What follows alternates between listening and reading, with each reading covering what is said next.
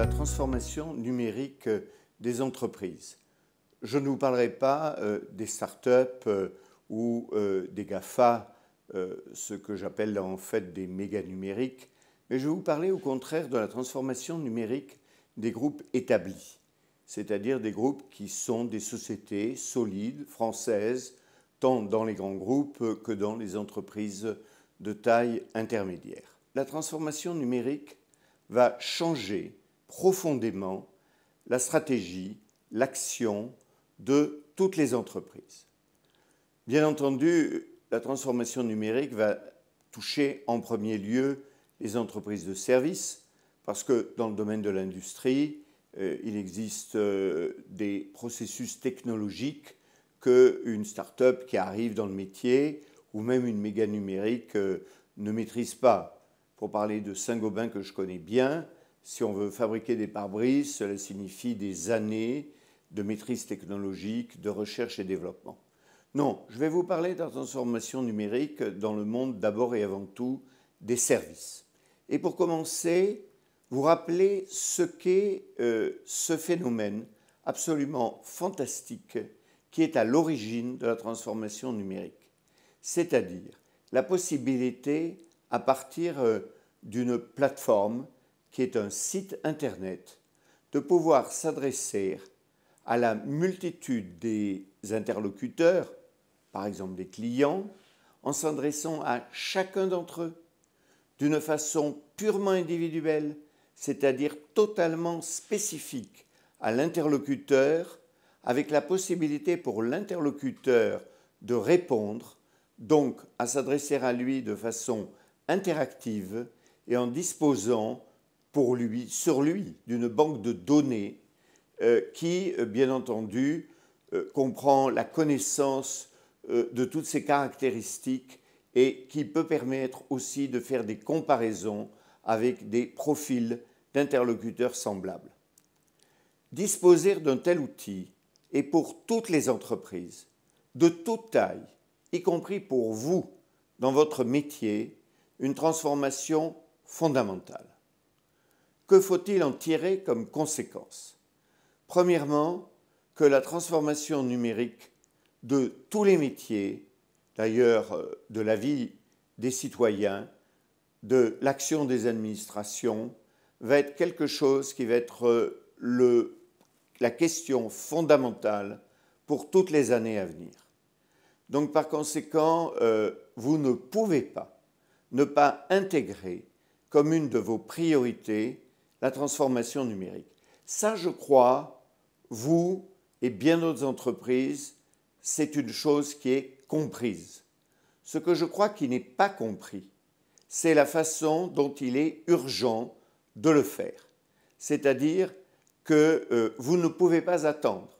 Ceux d'entre vous qui auront fait leur transformation numérique auront désormais, quel que soit le métier, un avantage compétitif par rapport à ceux dans le même métier qui ne l'auront pas fait. Pourquoi le plus souvent la transformation numérique ne se fait pas avec cette rapidité? Parce que le plus souvent, on ne sait pas comment faire. Et c'est ça que j'ai voulu d'abord et avant tout exprimer dans mon livre « Se transformer ou mourir, les grands groupes face aux startups ». En fait, on pourrait dire les entreprises établies face aux entreprises venant du numérique, qu'elles soient des startups ou des méga numériques comme Google, comme d'ailleurs aussi dans votre métier, des startups spécialisées qui prennent de plus en plus de place en offrant des services qui peuvent vous concurrencer. Mon livre explique donc en fait d'abord et avant tout une méthode de travail. Il indique ce que doit faire le président. La première chose, c'est qu'il soit convaincu de l'urgence. Il indique pourquoi il est important d'avoir cet avantage compétitif de faire vite sa transformation numérique, même si à court terme, ça va vous coûter de l'argent. Il faut que vous sachiez que ce n'est pas rentable immédiatement. Si ça vous donne pour l'avenir un avantage extraordinaire, à court terme, c'est difficile, c'est douloureux, ça change les habitudes, mais ceux qui auront le courage de le faire auront un véritable avantage. Dans mon livre, j'indique aussi une méthode de travail que doit faire ce qu'on appelle le responsable digital, le Chief Digital Officer. Qu'est-ce qui doit être fait d'une façon centralisée ou d'une façon décentralisée? J'indique aussi qu'il est indispensable de bâtir la banque de données de l'entreprise. Il existe des technologies pour le faire. Que cette banque de données des entreprises doit être ensuite mise en œuvre avec l'utilisation de ce qu'on appelle des programmes d'intelligence artificielle. Et là encore, il faut avoir des spécialistes, il faut le faire. Ne croyez pas que vous allez pouvoir déléguer votre transformation numérique, ni à des sociétés de conseil qui le feraient au fond à votre place. Ça doit être en fait quelque chose que l'entreprise, sous la conduite de son chef d'entreprise, fait tout entière. Sinon, vous risquez d'échouer.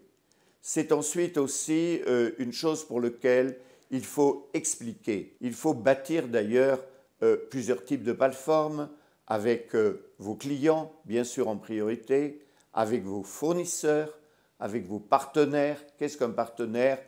Pour la transformation de Saint-Gobain qui vend des matériaux à des artisans, le partenaire par exemple, c'est l'architecte. Pour vous aussi, vous avez sûrement des partenaires, ne serait-ce que par exemple, il me semble, les avocats. Et bien entendu aussi une plateforme d'échange du personnel. Voilà les 4 types de plateformes: clients, fournisseurs, partenaires, personnel, qui vous appartiennent de bâtir. Ne croyez pas non plus que simplement des contacts avec des startups vont vous donner les solutions. Ce qu'il faut viser, c'est la transformation profonde de votre entreprise. Il y aura bien entendu bien des idées à prendre chez des startups. Mais ces idées, il vous faut vous les approprier. Et puis ensuite, avec les startups, c'est une relation qui peut être tout simplement de partenariat. C'est une relation qui peut être plus étroite, en particulier si vous leur donnez accès à votre banque de données. Mais à ce moment-là, il faut une relation telle, y compris peut-être par votre présence au capital de votre partenaire, telle qu'en aucune façon cette entreprise puisse être achetée par un concurrent. Si vous faites simplement une stratégie de prise de participation dans votre start-up, dans votre métier, eh bien, à ce moment-là, ce sera une stratégie financière, mais ce n'est pas ça qui va transformer réellement votre entreprise. Donc, réfléchissez à fond au type de relation que vous devez avoir avec nos startups. Il y a un critère très simple pour savoir si vous avez réussi votre transformation numérique. Il n'y a qu'un chiffre à regarder. Quel est le pourcentage des rapports avec vos clients qui passent par une plateforme? Si c'est 50%, là vous avez changé de dimension. Si c'est 2%, si c'est 3%, comme sans doute c'est le chiffre, et peut-être même plus bas encore, pour beaucoup d'entre vous, vous n'avez pas encore entamé votre travail. Je vais conclure pour vous dire ma conviction que c'est une mutation fondamentale de tous les métiers, y compris les vôtres, les premiers qui auront le courage de s'y attaquer globalement, ainsi que je le dis, et j'espère que mon livre à cet égard vous servira. Ce seront ceux qui seront les meilleurs de la profession dans l'avenir.